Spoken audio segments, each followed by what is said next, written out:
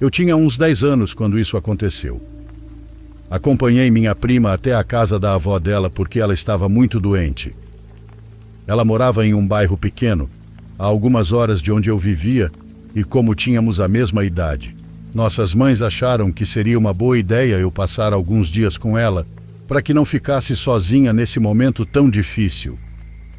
A avó dela morava numa casa antiga, daquelas com teto alto e cheiro de madeira velha. Era uma senhora muito querida, e quando sua saúde piorou, todas as filhas começaram a se revezar para cuidar dela.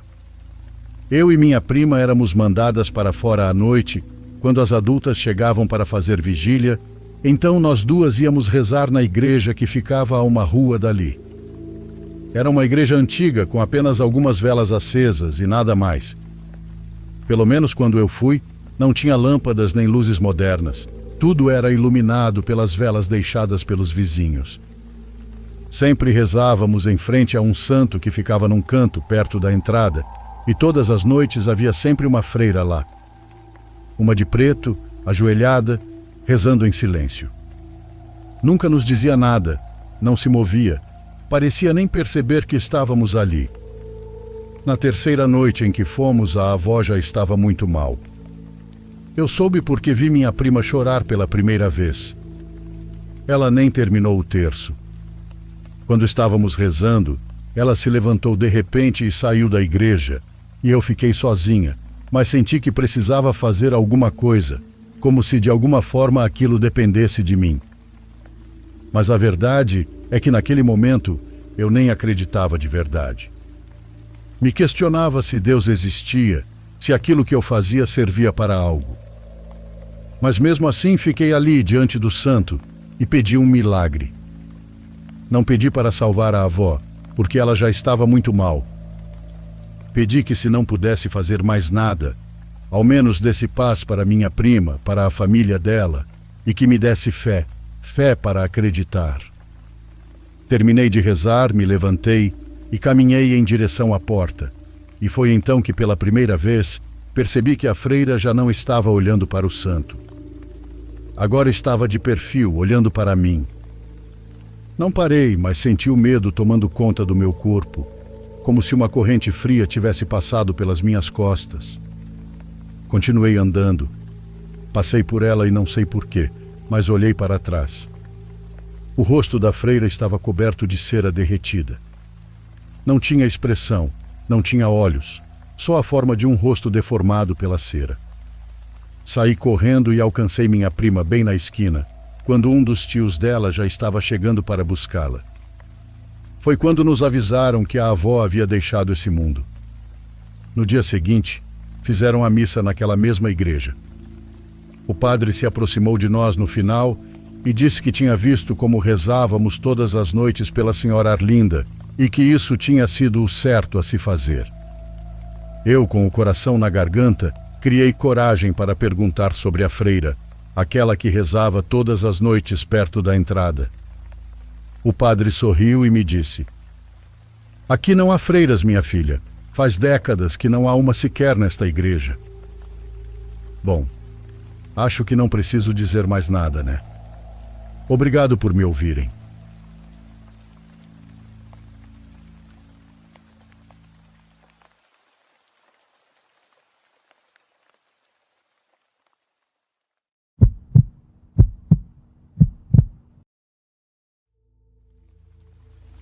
Essa história eu costumava compartilhar em fóruns da internet, depois em grupos do Facebook, mas ao ouvir o seu canal me animei a escrever aqui, porque talvez uma opinião mais ampla me ajudasse nesse caso. Não é algo que continua acontecendo, felizmente, mas foi algo que me atormentou por muito tempo.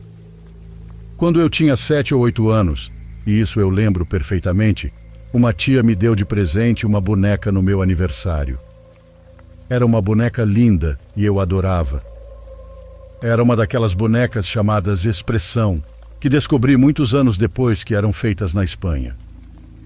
Para mim, naquela época, era uma boneca muito diferente. Ao contrário das minhas outras bonecas, ela parecia real. Aos olhos de uma menina de 8 anos, ela era mega real. Lembro que a expressão da boneca era de riso, com a boca aberta como se fosse um bebê de poucos meses, mas com cabelo um pouco mais comprido. E claro, aqueles olhos que pareciam te seguir. Eu criei um apego muito grande por essa boneca, pois ela era completamente nova para mim. Dormia com ela, dava banho, e minha mãe até me ajudava a comprar roupas para ela. Essas roupinhas sempre víamos em lojinhas, mercados de rua, e se serviam nela, a gente comprava para ter mais peças de troca. Eu passava tanto tempo com ela que minha mãe dizia para eu largar um pouco e brincar com minhas outras bonecas também. Mas essa tinha algo que me fazia querer estar com ela o tempo todo. Se íamos comer, eu pedia uma cadeira para ela, um pratinho com um pouco de comida que depois eu mesma acabava comendo. Às vezes até fingia que dava a comida na colher para ela e limpava sua boca com um guardanapo. Ela era parte do meu dia a dia. Isso durou um mês inteiro desde que ganhei ela. Até que numa tarde voltamos da rua. Tínhamos saído para comprar algumas coisas para casa, e dessa vez eu não levei a boneca comigo. Sempre a deixava numa cadeira na sala ou no meu quarto, sob minha cama. Mas quando voltamos, ela não estava em lugar nenhum. Notei isso e comecei a procurar. Falei logo com meus pais que ela tinha sumido, mas nem debaixo da cama eu achei. Minha mãe disse que me ajudaria a procurar, só queria trocar de roupa. Ela deixou as coisas na mesa da cozinha, foi para o quarto e perguntou ao meu pai se ele tinha trancado o quarto com chave. Ele disse que não e perguntou por quê. Mamãe então respondeu que não conseguia entrar. Meu pai procurou em uma gaveta da sala um molho de chaves dos quartos e abriu a porta. Foi estranho, pois isso nunca tinha acontecido. Quando minha mãe entrou, disse que eu tinha deixado a boneca no quarto dela. Quando cheguei lá, ela estava procurando uma roupa e eu vi a boneca sentada na beirada da cama, olhando para a porta. Depois disso, minha mãe sempre me dizia que se eu entrasse no quarto dela, nunca trancasse a porta, porque poderia acontecer o que houve naquele dia. E o que seria se não achassem as chaves? Mas eu não tinha entrado no quarto dela e não entendia o que a boneca fazia ali. Só a peguei e levei de volta para meu quarto. No entanto, assim que a peguei no colo, percebi que ela estava com um cheiro forte de perfume. Esse cheiro eu reconhecia fácil. Era o perfume de catálogo da minha mãe. Aproximei bem do nariz e sim, era ela que estava cheirando muito, como se tivessem borrifado direto na boneca. Entendi menos ainda. Na minha inocência, mesmo muito confusa, fui para o quarto conversar com a boneca, perguntando o que ela tinha feito. Esse foi o fim daquele dia, só que naquela noite, acordei no meio da madrugada porque ouvi um barulho no quarto, o som de uma lata caindo no chão. Foi isso que me acordou. Sentei na cama e o quarto estava bem iluminado pela luz da rua, já que eu nunca fechava a cortina. Continuei ouvindo o som de uma lata de spray de cabelo rolando perto da minha penteadeira. Quando virei o olhar para lá, vi minha boneca sentada olhando para o espelho e, pelo reflexo, olhando diretamente para mim. Acho que por causa da minha idade eu não me assustei tanto, mas até hoje essa lembrança me dá calafrios. Foi ela quem derrubou a lata. E mais, ela sempre dormia comigo, então eu não entendia como tinha ido parar lá sozinha. Levantei, briguei com ela e levei de volta comigo para a cama. Só que quando virei para cobri-la, ela virou a cabeça rapidamente para mim, por conta própria, e sua expressão já não era mais a mesma. Ela estava com uma cara de raiva, por isso gritei e joguei ela para fora da cama. Meu pai veio correndo, acendeu a luz, eu me levantei e o abracei, chorando igual uma condenada. Disse que a boneca estava me fazendo caretas. Quando meu pai foi pegá-la, ela ainda estava com aquela cara horrível de raiva. Tinha a testa franzida e a boca já não era mais de sorriso, e sim fechada, virada para baixo. Tinha mudado completamente. Quando vi aquilo, chorei ainda mais. Lembro que meu pai me deu uma bronca porque, de medo, eu estava cravando muito forte as unhas na perna dele. Ele me mandou me acalmar e disse que a boneca era assim mesmo, que era uma função dela. Dormi com eles naquela noite, um pouco mais tranquila pelo que ele falou, mas mesmo assim com medo só de ver aquela cara assustadora. No dia seguinte, ao contrário de todo o mês anterior, eu já não queria mais ver aquela boneca. Ela já não estava mais no meu quarto. Perguntei para minha mãe onde ela estava, dizendo logo de cara que eu não queria mais saber dela. Mamãe disse que a tinha colocado de castigo, guardada no quartinho ao lado do banheiro, que era tipo um closet pequeno, com uma porta onde guardavam várias coisas em caixas plásticas. Fui verificar quando ela me disse isso. Queria apenas confirmar que ela estava lá. Cheguei ao closet, abri a porta, procurei na caixa que ela me indicou e lá estava. Fechei de novo e ouvi o clique da tampa. Não ia tirá-la de lá, pois estava com raiva. Creio que eu não vi o rosto dela porque a tinham deixado de bruços. Então voltei para meu quarto. Era um sábado, meu pai estava trabalhando e era mais ou menos meio-dia. Mamãe estava cozinhando e lembro que aproveitei que já não estava mais com a boneca para arrumar as outras que eu tinha deixado de lado. Do corredor comecei a ouvir um barulho muito forte. Eram várias pancadas em uma porta. Mamãe gritou da cozinha perguntando o que eu estava fazendo, me dando bronca. Eram batidas constantes, realmente fortes. Fiquei com medo só de ouvir o tom da minha mãe. Eu sabia que era minha boneca fazendo aquilo lá do closet, porque o som não parava. Minha mãe parou na frente da minha porta, olhando para o fim do corredor, onde ficava o banheiro e o tal quartinho. Ela me olhou, eu olhei para ela, e as pancadas, mesmo com ela ali a poucos passos, não pararam. Foi a primeira vez que vi minha mãe com medo real no rosto. Ela entrou rápido no meu quarto, sem dizer nada, me levou para a cozinha e ligou a TV. Eu estava assustada e sabia que ela também. Ela me mandou procurar algo na televisão, não lembro o programa, e me mandou ficar trocando de canal. Antes de me entregar o controle, aumentou bastante o volume da TV.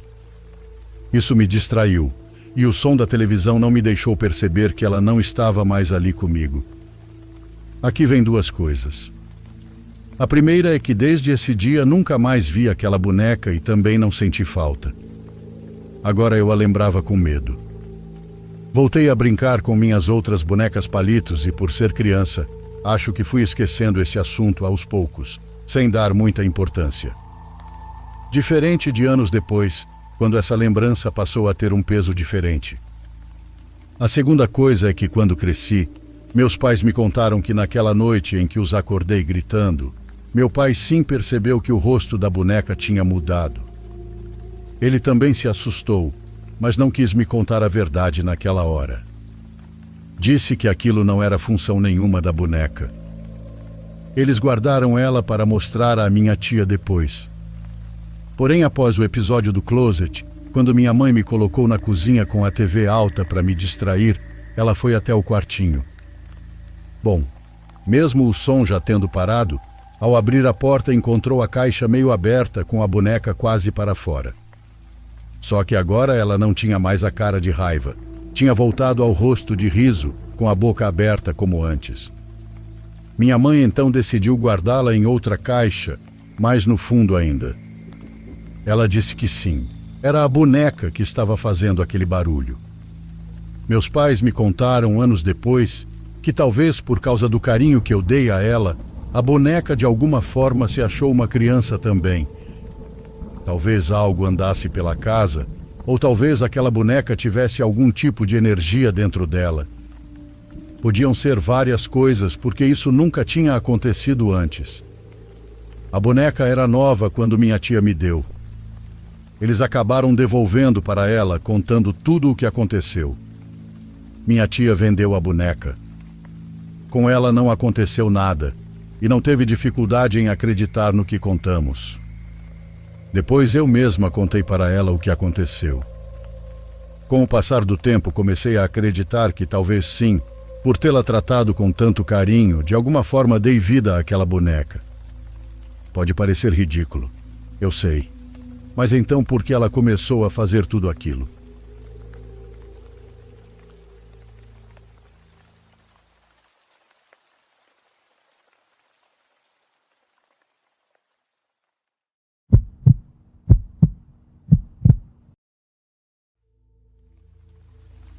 Me chamo Ronaldo e moro no México há alguns anos.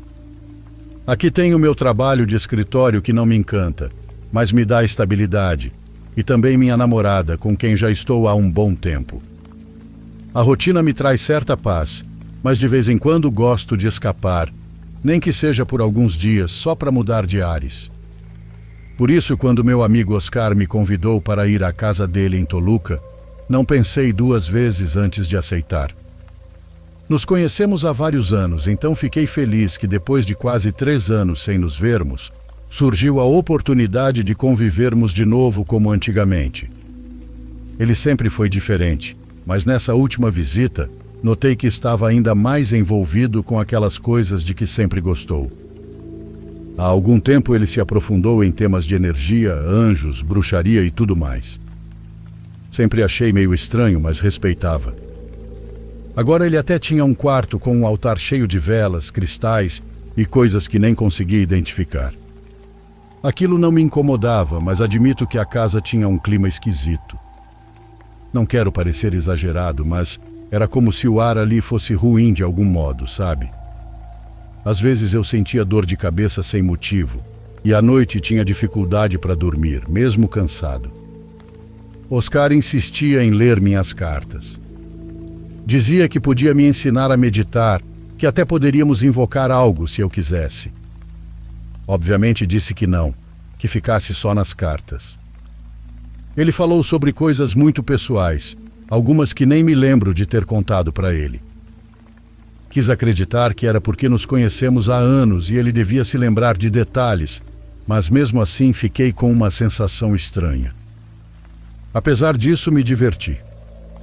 Fiquei 3 dias com ele, comemos bem, saímos para andar e até visitamos um lugar mágico onde tem cachoeiras. O problema foi na volta. Saí por volta das 7 da noite porque queria aproveitar o último dia. Já estava entrando no estado vizinho e a estrada estava tranquila. Poucos carros, pista livre e eu ouvindo música. Continuei pela rodovia, mas não conseguia parar de pensar em algo que o Oscar me disse na primeira noite em que cheguei à casa dele. Foi depois do jantar, quando já íamos dormir. Ele apagou quase todas as luzes e me disse, como se fosse algo banal, que uma das entidades com quem ele trabalhava tinha dito que gostava de mim. Assim, do nada. Ri na hora, achei que ele estava brincando, embora não tenha achado graça. Às vezes ele soltava umas coisas estranhas e ficava te encarando sério, como se esperasse uma reação. Mas dessa vez ele não disse mais nada, só isso, que a entidade gostava de mim. Não dei importância, mas dirigindo sozinho naquela estrada escura, essa lembrança voltou de repente. Não sei porquê, mas parecia mais presente do que nunca, como se alguém estivesse repetindo aquilo dentro da minha cabeça. Tentei rir de novo. Disse a mim mesmo que era besteira, mas me senti incomodado. Achei de mau gosto lembrar disso justo naquele momento. Para distrair, aumentei o volume da música, mas também me lembrei de outra coisa que ele disse. Estávamos tomando café na cozinha quando ele ficou em silêncio por um tempo e então soltou que aquela mesma entidade queria falar comigo, que estava curioso para me conhecer. Naquela hora, pedi para ele parar com essas coisas estranhas, que eu não acreditava nessas coisas. Ele só deu de ombros, como se não fosse nada demais, mas aquela frase ficou martelando na minha cabeça. Soou pesada, como se tivesse uma intenção por trás. Não sei explicar, mas me incomodou, e agora, dirigindo entre morros, com esses pensamentos voltando sem motivo, comecei a me sentir mais nervoso. Olhei pelo retrovisor. Não tinha nada, mas minha mente pregava peças. Por momentos achei que veria uma alma penada no banco de trás. Não foi uma vez só, era constante. A cada poucos minutos eu tinha que olhar, só para me certificar. E mesmo sabendo que estava sozinho, e revisei o carro antes de sair e que tudo estava bem, não conseguia evitar. Era uma ideia fixa que não me largava. Tentei respirar devagar, dizendo para mim mesmo que era por causa daquele clima estranho que vivi nos últimos dias. Queria acreditar que Oscar e seu mundinho tinham me afetado mais do que eu pensava. Mas meu estômago continuava apertado e nesse momento senti o coração acelerar do nada. Era uma sensação estranha, como se algo subisse do estômago até a garganta. Fiquei tenso, agarrei o volante com força e comecei a procurar um lugar para encostar a porcaria do carro. A estrada tinha muitas curvas, então precisei seguir um pouco mais, tentando respirar pelo nariz para não perder o controle. Quando vi um trecho plano à direita, encostei devagar e liguei as luzes de emergência. Me inclinei para frente e assim que pus os pés para fora do carro, me curvei um pouco e vomitei até as tripas. Assim que terminei, senti um certo alívio. Fiquei um tempo com as mãos nos joelhos, respirando devagar. Depois me limpei como pude com as mangas da camisa, embora as pernas estivessem tremendo. Voltei para o banco do motorista, mas ainda não liguei o carro, e o mais estranho foi sentir como se toda a minha energia tivesse sido drenada. Fechei os olhos por um tempo esperando melhorar, mas não passou. Só sentia aquele peso, aquele cansaço. Quis acreditar que tinha sido apenas um momento ruim. Segui viagem ainda me sentindo fraco, mas focando na estrada. Porém, minutos depois, justo quando achei que o pior tinha passado, eu vi, pelo canto do olho, algo no banco do passageiro. Virei a cabeça e vi claramente uma sombra. Bom, era a silhueta de uma pessoa sentada ao meu lado, muito alta. Juro por tudo que a cabeça tocava o teto do carro. O pescoço parecia esticado, como se não coubesse direito ali dentro. Não dava para ver o rosto, mas senti que olhava para frente, completamente imóvel. O coração deu um pulo e pisei no freio com tudo. O carro parou num só tranco no meio da estrada. Sem pensar, soltei o cinto, abri a porta e saí correndo para o outro lado. E ele ainda estava lá, sentado. Mesmo sem muita luz, dava para ver que uma figura escura, muito comprida, mas com forma humana, estava ali. Senti meu corpo desmoronar, como se tudo dentro de mim tivesse se soltado. A estrada estava vazia e me aproximei devagar. Estava com os dentes cerrados, as mãos suando frio e o coração na garganta. Queria ver seu rosto, mas quanto mais me aproximava, menos enxergava. Só escuridão. Comecei a falar com Deus, pois não sabia o que mais fazer. E então me veio à cabeça o que Oscar tinha dito, que havia um ser que queria se comunicar comigo e que estava curioso. Naquele momento, essas palavras soaram diferentes, mais pesadas, mais reais. Fiquei parado em frente ao carro com as mãos tremendo. Então, de onde estava, falei com ele. Só perguntei o que queria, por que estava no meu carro, o que procurava comigo. E então aquela coisa respondeu. Falou com uma voz profunda, como a de um homem mais velho.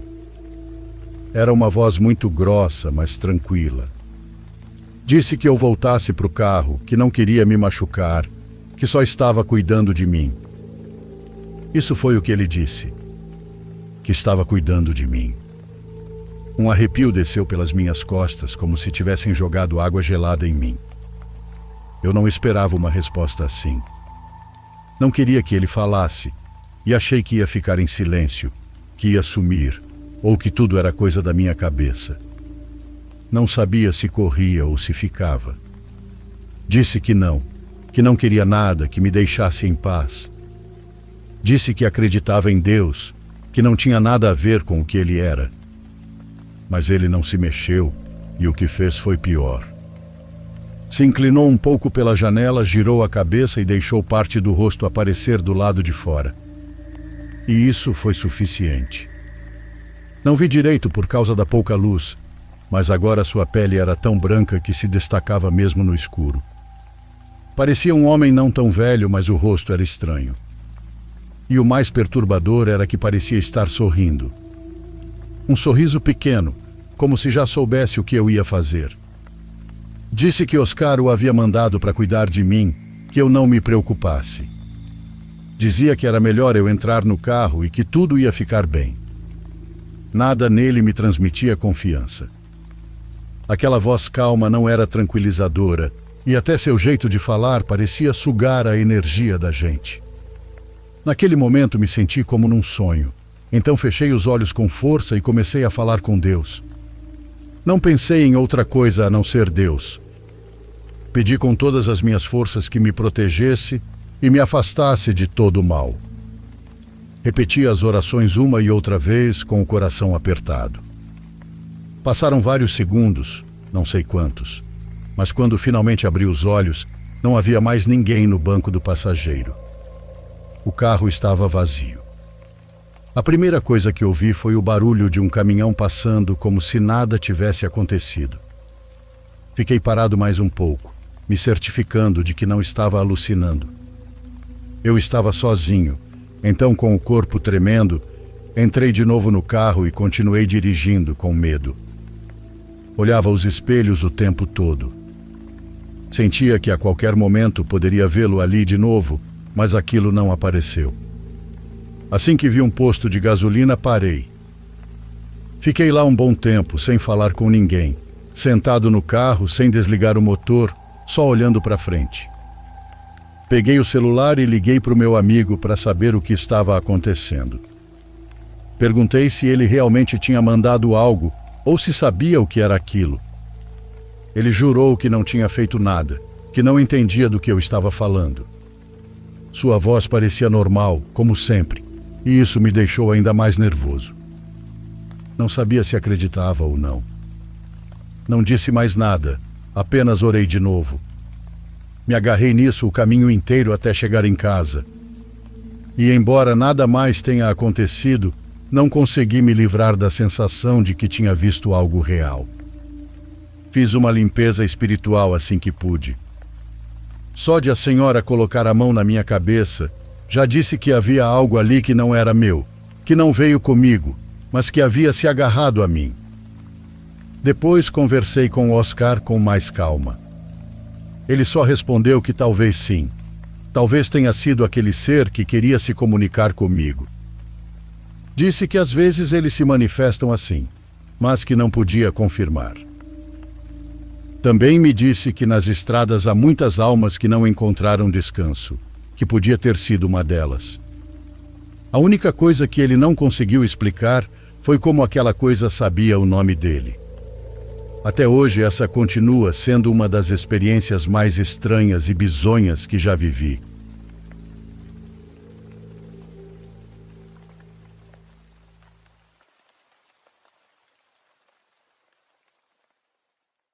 Por favor, curta e se inscreva se você estiver gostando.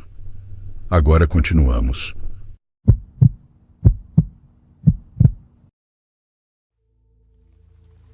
Eu namorei a Marissa por 1 ano e meio.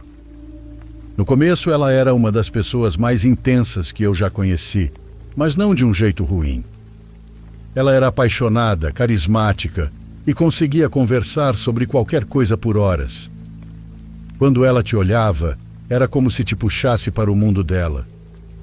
Os primeiros meses foram incríveis. Ela me surpreendia com presentes, deixava bilhetes adesivos com poemas no meu espelho e mandava mensagem de boa noite todas as noites sem falhar. Mas aquela intensidade tinha um lado sombrio.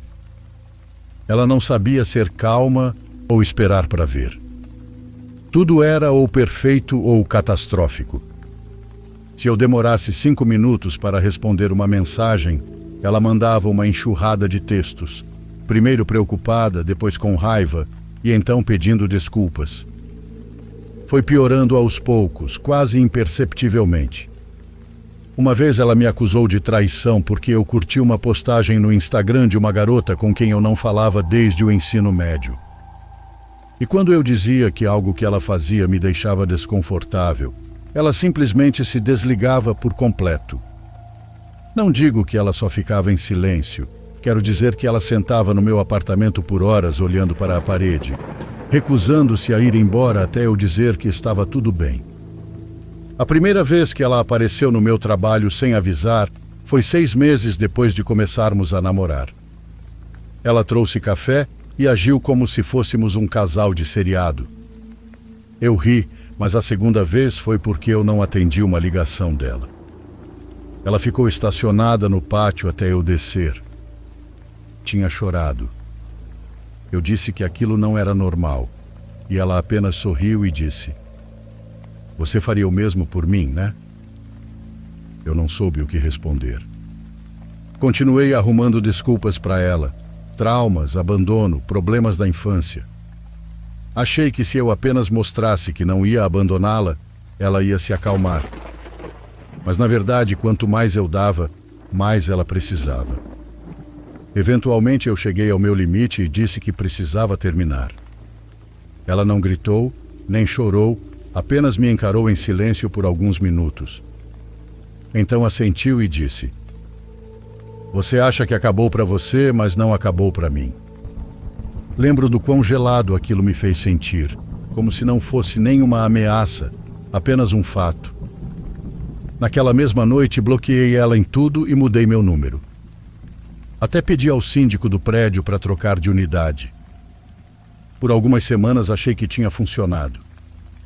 Aí começaram a chegar as cartas. As cartas não tinham selo ou remetente, só meu nome escrito à mão no envelope. Geralmente eram deixadas entre a porta e o batente. Guardei algumas dessas mensagens, pois a primeira era meio nostálgica.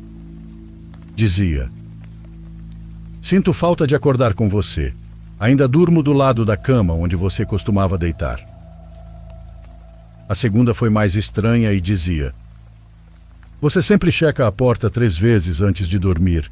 Provavelmente nem percebe isso, mas eu percebo." A terceira carta foi a que me fez arrumar uma mala. "Você usou seu moletom azul na segunda, aquele com o furo na manga. Devia tomar cuidado para que eu não encha ainda mais de furos." Era o mesmo moletom que usei para ir ao mercado naquele dia, do outro lado da cidade, debaixo de uma chuva forte. Eu não vi ninguém conhecido, absolutamente ninguém, mas ela me viu.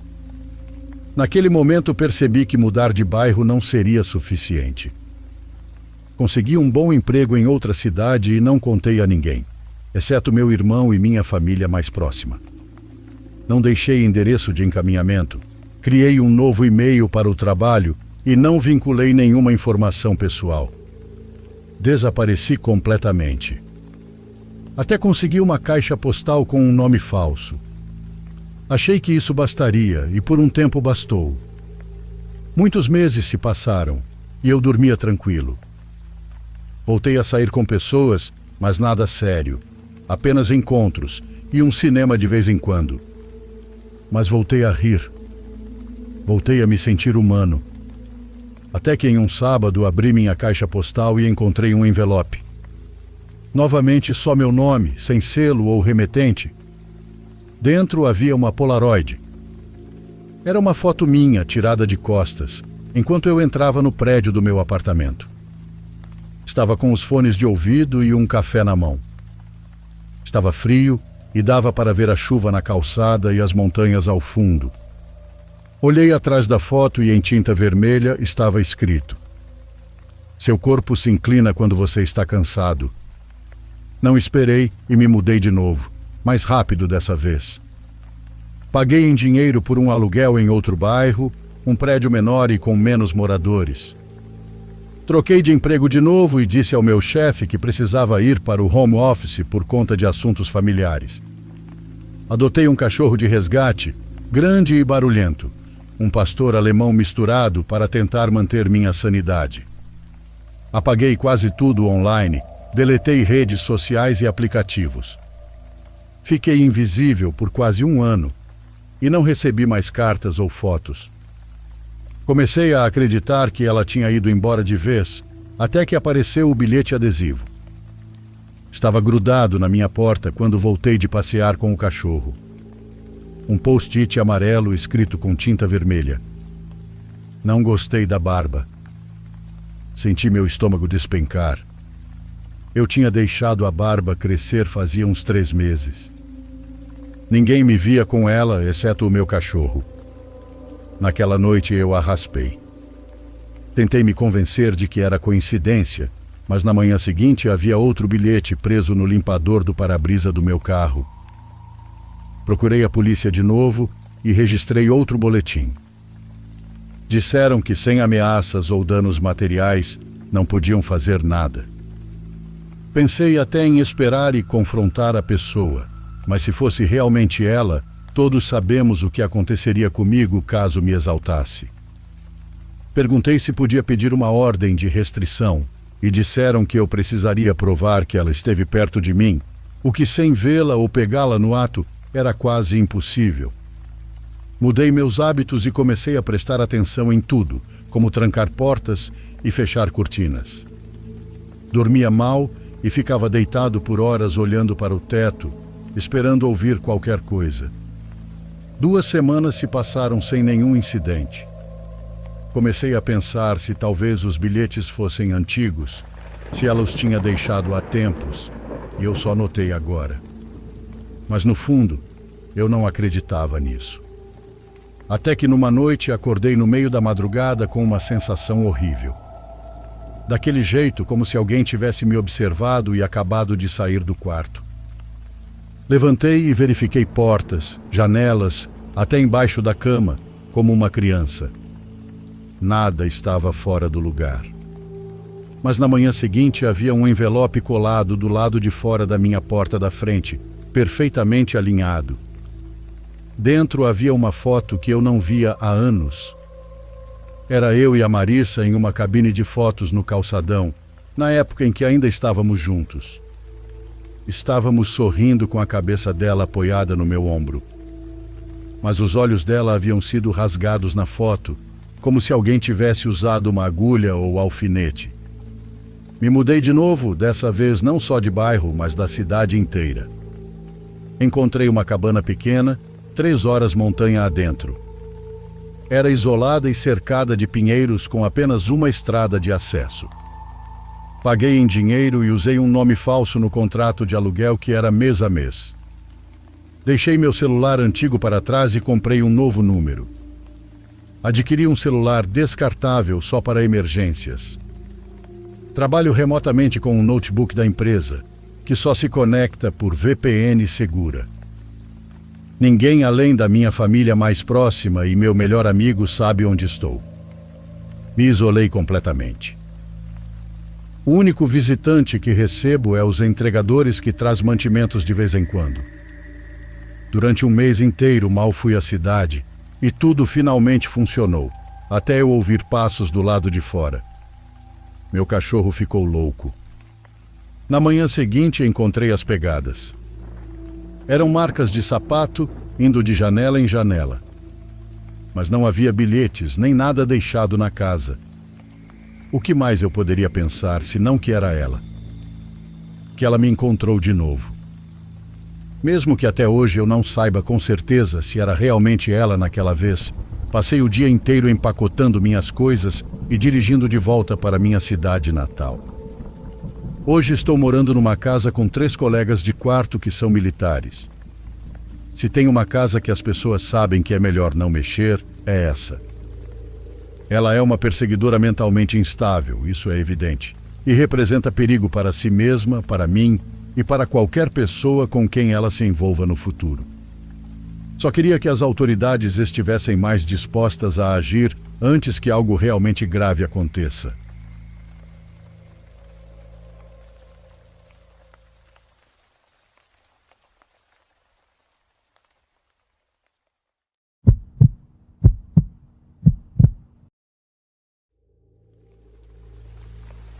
Não sou do tipo que acredita em fantasmas ou coisas do gênero, mas depois do que me aconteceu há alguns anos, não consigo explicar as coisas de forma lógica.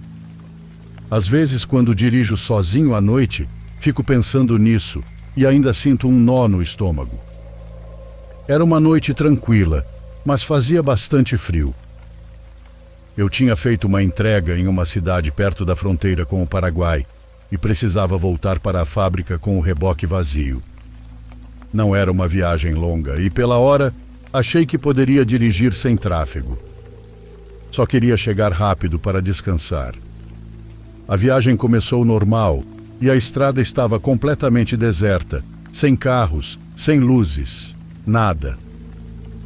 Às vezes o barulho do vento na carroceria soou estranho, mas eu já estava acostumado.